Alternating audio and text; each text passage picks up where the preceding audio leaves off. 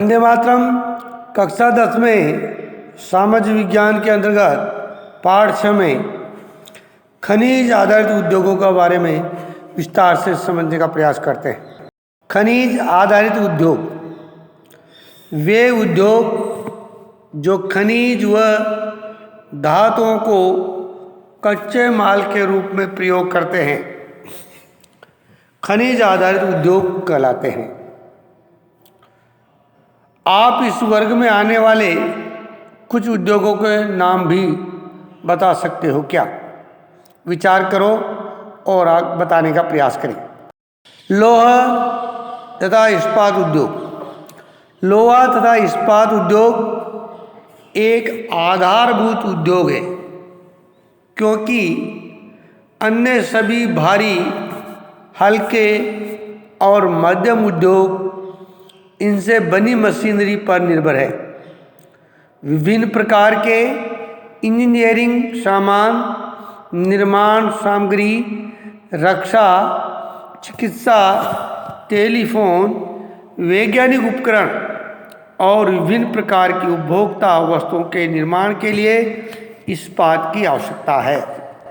इस्पात के उत्पादन तथा खपत को प्राय एक देश के विकास का पैमाना माना जाता है।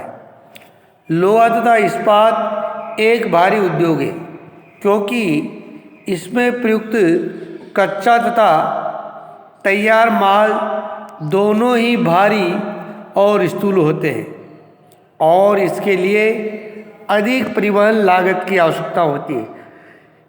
इस उद्योग के लिए लोहा अयस्क, कोकिंग कोल तथा चूना पत्थर का अनुपात 4:2:1 का है। इस्पात को कठोर बनाने के लिए इसमें मैग्नीज की कुछ मात्रा की भी आवश्यकता होती है। इस्पात उद्योग की आधार स्थापना कहाँ होनी चाहिए? ये याद रहे कि इसमें निर्मित माल को बाजार तथा उपभोक्ताओं तक पहुंचाने के लिए भी सक्षम परिवहन की आवश्यकता है। वर्ष 2016 में भारत 256 लाख टन इस्पात का विनिर्माण कर संसार में कच्चा इस्पात उत्पादकों में तीसरे स्थान पर था। ये स्पंज लोहा का सबसे बड़ा उत्पादक है। इस्पात के अधिक उत्पादन के बावजूद भी 2016 में यहाँ प्रतिवर्ष प्रति व्यक्ति खपत केवल 63 किलोग्राम थी, जबकि इसी समय विश्व में प्रति व्यक्ति औसत खपत 208 किलोग्राम थी। सार्वजनिक क्षेत्र के लगभग सभी उपक्रम अपने इस्पात को स्टील अथॉरिटी ऑफ इंडिया शेल के माध्यम से बेचते हैं। सन 1950 के दशक में भारत तथा चीन ने लगभग एक समान मात्रा में इस्पात उत्पादित किया था। आज चीन इस्पात का सबसे बड़ा उत्पादक है, इसलिए इस्पात की सर्वाधिक खपत वाला देश भी चीन ही है।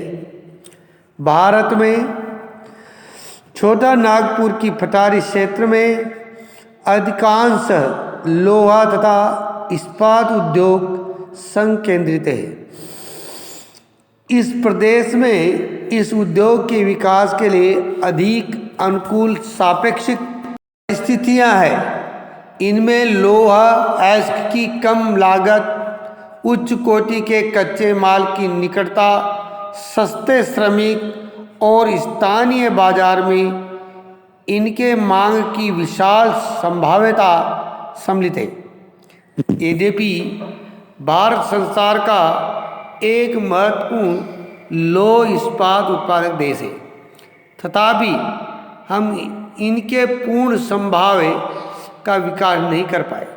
इसके निम्न कारण हैं: उच्च लागत तथा कोकिंग कोयले की सीमित उपलब्धता है, कम श्रमिक उत्पादक, तीसरा ऊर्जा की अनियमित पूर्ति तथा अविकसित अवसंरचना आदि है। हम भी उच्च कोटि का इस्पात दूसरे देशों से आयात करते हैं। हालांकि हमारा कुल इस्पात उत्पादन घरेलू मांग पूर्ति हेतु पर्याप्त है। निजी क्षेत्र में उद्यमियों के प्रयत्न से तथा उदारीकरण व प्रत्यक्ष विदेशी निवेश ने इस उद्योग को प्रोत्साहन दिया है। इस्पात उद्योग को अधिक सर्वाधावान बनाने के लिए अनुसंधान और विकास के संसाधनों को नियमित करने की आवश्यकता है। अगला है एल्यूमीनियम प्रगलन। भारत में एल्यूमीनियम प्रगलन तथा दूसरा सर्वाधिक महत्वपूर्ण धातु शोधन उद्योग है। यह हल्का, जंग अवरोधी, ऊष्मा का सुचालक, लचीला तथा अन्य धातुओं के मिश्रण से अधिक कठोर बनाया जा सकता है। हवाई जहाज बनाने में, बर्तन तथा तार बनाने में इसका प्रयोग किया जाता है। कई उद्योगों में इसका महत्व इस्पात, तांबा, जस्ता व शीशे के विकल्प के रूप में प्रयुक्त होने से बढ़ा है। देश के एल्यूमीनियम प्रगलन संयंत्र ओडिशा, पश्चिम बंगाल, केरल, उत्तर प्रदेश, छत्तीसगढ़, महाराष्ट्र, तमिलनाडु राज्यों में स्थित है। प्रागालकों में बॉक्साइट का कच्चे पदार्थ के रूप में प्रयोग किया जाता है।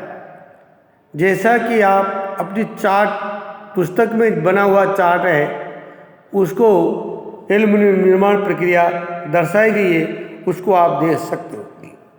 इस उद्योग की स्थापना की दो महत्वपूर्ण आवश्यकता है: नियमित ऊर्जा की पूर्ति तथा कम कीमत पर कच्चे माल की सुनिश्चित उपलब्धता। भैयाओं, कल अपन रसायन उद्योग के बारे में भाग 4 में अध्ययन करेंगे। आप स्वयं भी उसको अपनी पाठ्य पुस्तक से पढ़कर तैयार रहे। जय हिंद।